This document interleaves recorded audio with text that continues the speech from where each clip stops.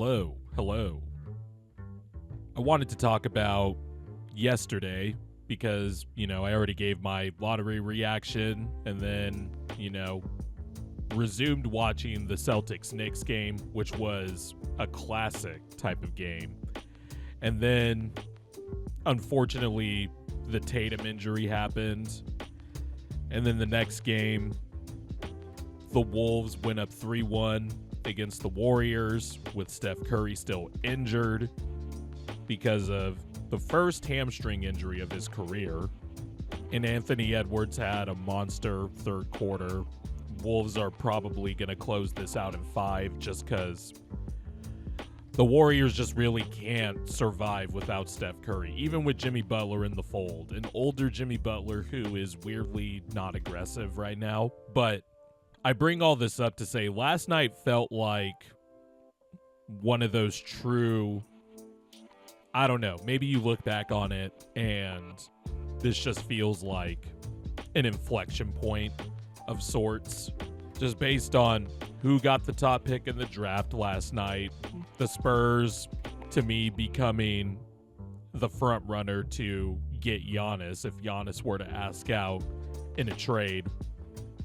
Then the NBA's ultimate Iron Man and a consistent top 5 player, 26 years old in the prime of his career for one of the best franchises in NBA history, goes down with what looks like to be a torn Achilles. Again, nothing's been confirmed yet, actually. Maybe it's one of those things where it looked like, I think it was last year, it looked like Karl Anthony Towns. No, it was 2 years ago. It looked like Karl Anthony Towns had torn his Achilles, but as it turns out, it was just a really, really bad calf strain. And I am hoping that is the same for Jason Tatum, because honestly, it's so weird. I'm a fucking Sixer fan, and I feel like I have to defend Tatum from the slander that he gets, mainly because people go overboard talking about how quote-unquote overrated he is, or is he that guy? And I just think that conversation's ridiculous. He has been a consistent top 5 player since what? I'd venture to say 2020, 2021, when he made that real leap. Maybe somebody can correct me if I'm wrong, but Tatum consistently the last 5 seasons or 4 seasons has been top 4 or 5 in MVP voting. And I would always describe Tatum as this. He is a superstar because he does everything really excellent. And that combines all into an A superstar for me. Maybe, obviously I would take Jokic, Giannis, Luka. I would take SGA over Tatum. But when Tatum he can get there to be the best player on the court. And I have seen it with my own 2 eyes take away hope from Sixer fans. I have seen it. How about, Game 6 against the Bucks back in 2022 when Boston was facing a 3-2 hole in the series. And Tatum has 46 points, forces a Game 7, and then Grant Williams has that insane Game 7 where he made I think he went 8 of 19 from 3. He took a lot of threes in that game. But Tatum has consistently been in big playoff games. He has been the best player on a team that has always gone to the conference finals. It's a just stamp it, guaranteed. Celtics will at least be in the conference finals or even further. Excellent defender, excellent rebounder, becoming a really excellent playmaker. I really thought he took a jump this season.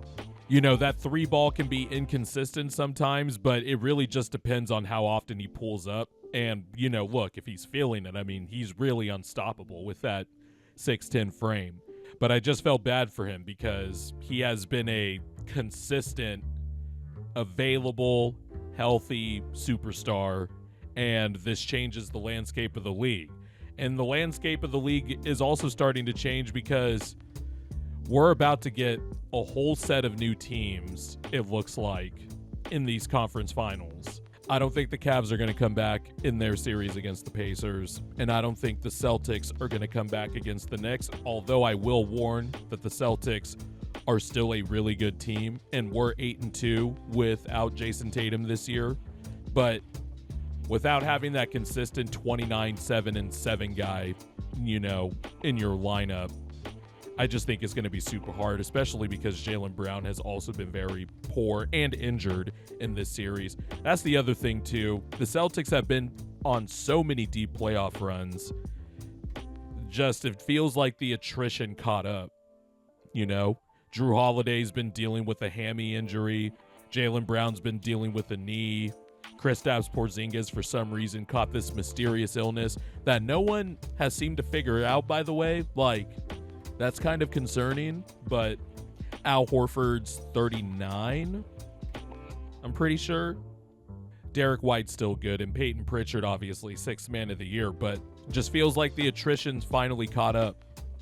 And so now we're going to get Knicks Pacers, which is just a throwback to the 90s for the chance to go to the NBA Finals. That's actually crazy. And then in the West, the Thunder have to take care of business, but I just think the Thunder are the better team, and I think Jokic will figure some things out, but this is the worst I have ever seen Jokic play. It really is.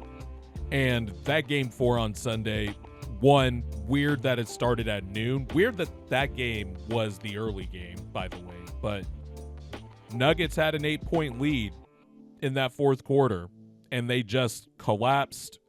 Jokic has been playing like boo-boo, and he is the best player in the world, and we all acknowledge he is the best player in the world.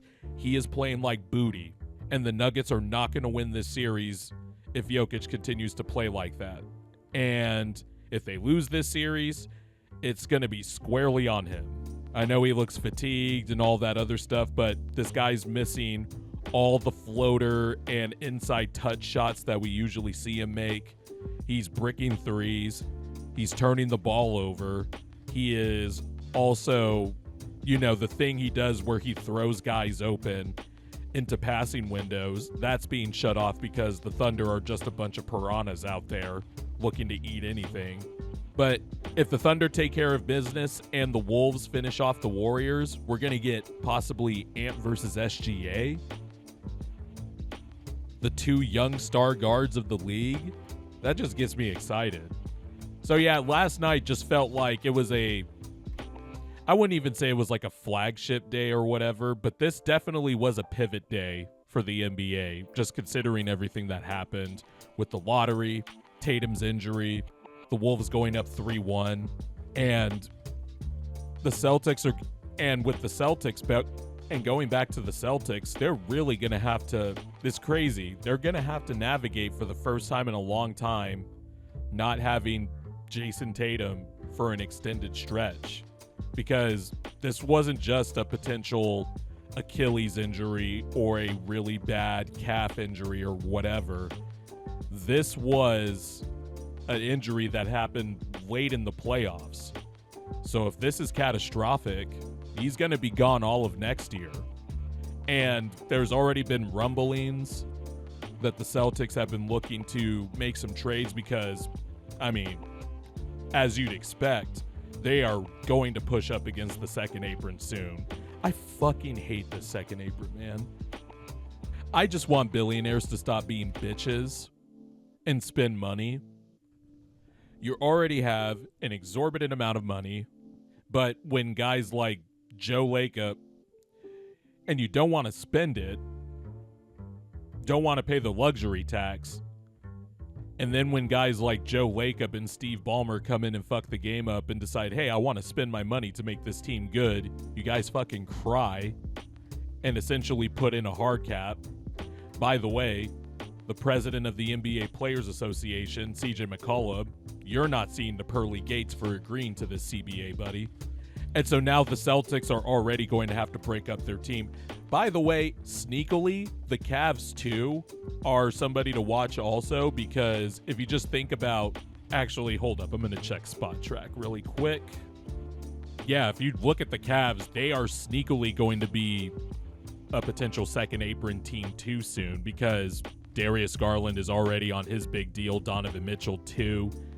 You already have DeAndre Hunter on $24 million. Jared Allen's making, 20, 20, 28, 30, then 32 on a 5-year deal. Evan Mobley just signed his extension. Max Strus is making $16 million a year. Like, this new CBA, the Cavs might end up having to make some decisions sooner than a lot of fans will realize too. And I don't know. There's a lot of shit shaking up in the NBA. Some unexpected results have resulted in some unexpected potential avenues for this league. But man, I don't know. Yesterday I was just getting the vibe that this was a tectonic plate type of shift in the NBA.